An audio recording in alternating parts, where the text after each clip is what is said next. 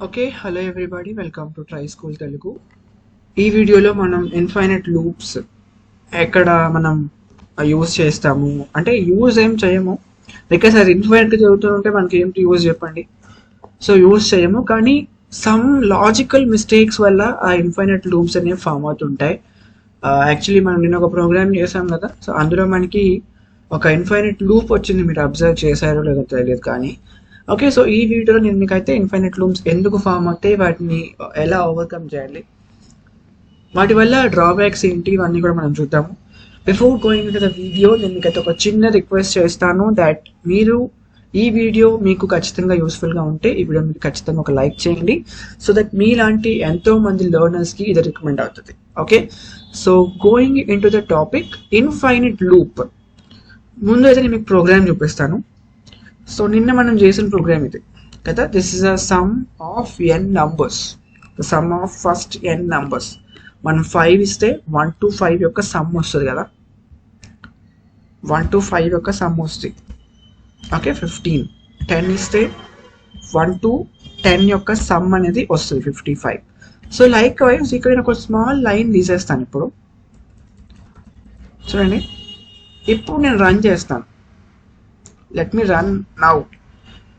అదే 5 ఇచ్చాను.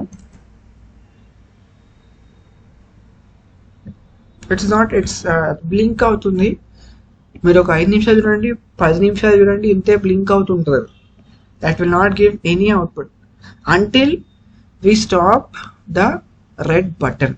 చూడండి, ఇక్కడ రెడ్ బటన్ నొక్కుతున్నాను నేను. రెడ్ బటన్ నొక్కేంత వరకు అది కీబోర్డ్ ఇంటరప్ట్ వచ్చి మనం ఇంటరప్ట్ ఇస్తే తప్ప అది దానంతట అది ఇంటరప్ట్ అవ్వదు. ఎందుకు అట్లా జరుగుతూనే ఉంది. ఇందాడ ప్రోగ్రామ్కి దీనికి తేడా ఏంటంటే, ఇక్కడ మనం చూడండి, ఇక్కడ మనం తీసుకుంటున్నప్పుడు మీరు ఇంకో విషయం అబ్జర్వ్ చేశారో లేదో, మనం ఏ లూప్ తీసుకున్నా ఆ లూప్కి ఒక వేరియబుల్ తీసుకుంటాం.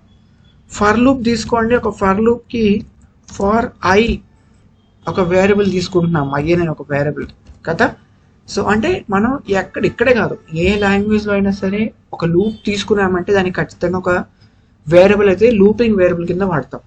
ఓకే, దాని మీద సింపుల్గా ఐ అంటాం. I stands for iterations or etcetera. Okay, ఇక్కడ మనం తీసుకున్న లూపింగ్ వేరియబుల్ ఏంటంటే ఐ కదా. ఫస్ట్ మనం ఐ ఈక్వల్ టు 1 అన్నాము. ఐ అనేది ఐతో కంపేర్ చేస్తూ వచ్చాము మనం. I not equal to n+1 or not equal to కాదు, గ్రేటర్ దెన్ పెట్టుకోవచ్చు, సో ఇట్లా అంటే ఐని బేస్ చేసుకుంటా మనం ఒక లూప్ని రాసాం, అంతే కదా. So sum equal to sum plus I అన్నాం. కానీ ఇక్కడ చూడండి, ఐ వాల్యూ 1 ఉంది కదా. ఫస్ట్ ఇటరేషన్లో ఐ వాల్యూ 1 ఉంది.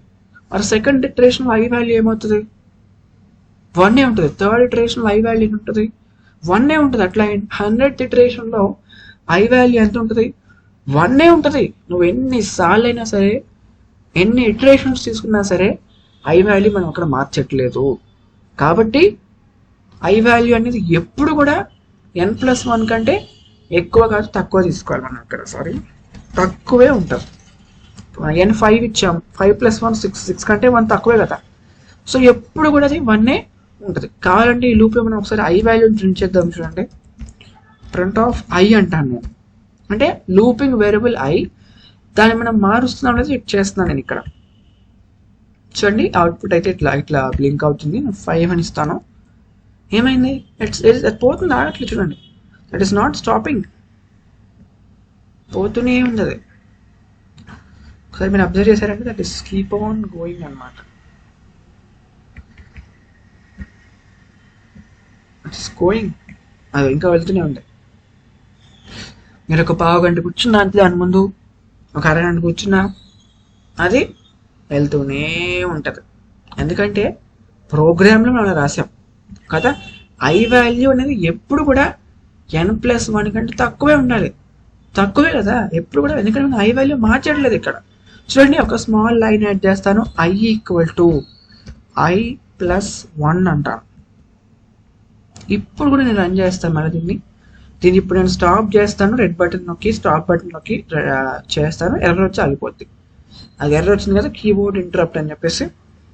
సో ఇప్పుడు మళ్ళీ నేను రన్ చేస్తాను. యాడ్ చేశాను లైన్ని. చూడండి, లైన్ని యాడ్ చేశాను నేను ఇక్కడ. సో దట్ నేను ఇక్కడ ఒక 5 వాల్యూ ఇస్తాను, n వాల్యూ. ఏమొచ్చింది? ఫస్ట్ ఏమైంది? I value is out for 1, I value is for 2, I value is for 3, I value is for 4 and so on అయితే వచ్చింది. అక్కడ దాకా 5 వరకు కూడా వచ్చింది అనమాట. ఇప్పుడు చూద్దాం ఇందాను నేను. ఇప్పుడు చూడండి ఏమొచ్చింది? I value 1 2 3 4 5.